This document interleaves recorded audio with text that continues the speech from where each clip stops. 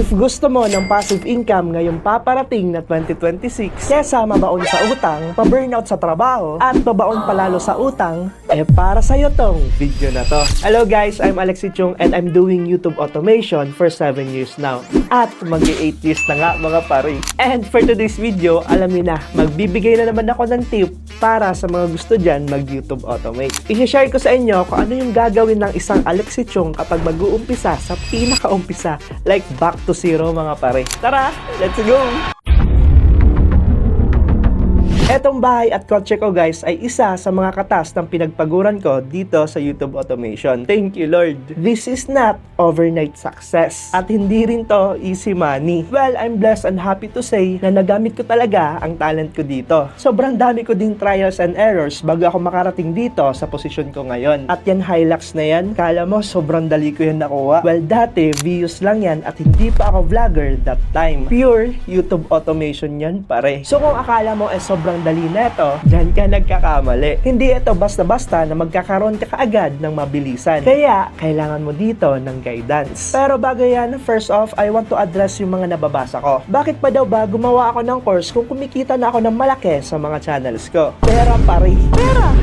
Simple lang pare. Pera. Sino ba naman ang aayaw sa pera, di ba? Ayun na yun. Next question. Simple naman yan. Kidding aside mga pare, di ko naman talaga in-expect na marami na palang gusto magpag-guide sa akin sa YTA. I was just sharing infos and journey ko sa YTA. And halos magti 3 years na akong vlogger nun at wala akong binebentang course. Sa totoo niyan, against pa ako sa mga course na yan. Sa mga OG fans ko dyan, alam nyo yan. Ayaw ko talagang gumawa ng course nun kasi gusto ko lang talaga free knowledge. Pero, ayun na, madami nag-PPM sa akin at madami nagko-comment. Madami din talagang pumilit sa akin. Kaya here we are, tinuturuan ko na kayo. Tinuturuan ko kayo kung paano ako nagwa-YTA eksaktong-eksakto. Dito lang yan sa blueprint course ko mga pare. Lupit ko talagang sumingit. And I can say very evident naman ang mga results. Eto sila oh.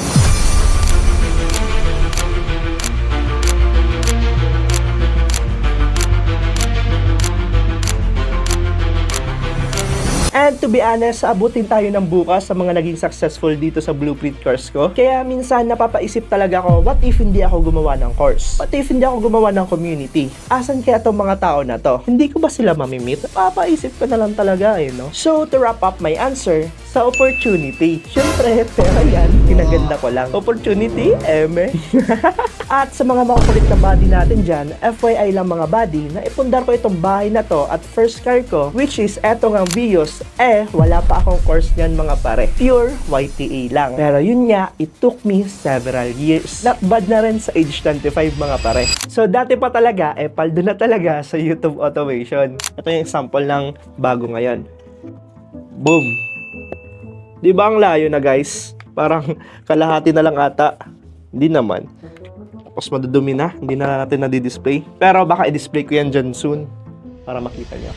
Okay. So, sa mga di nakakaalam, ano nga ba tong YouTube automation? Well, let me explain it to you guys. Well, how YouTube automation work is basically, you are posting a video, upload mo lang sa YouTube, then get a views, then boom!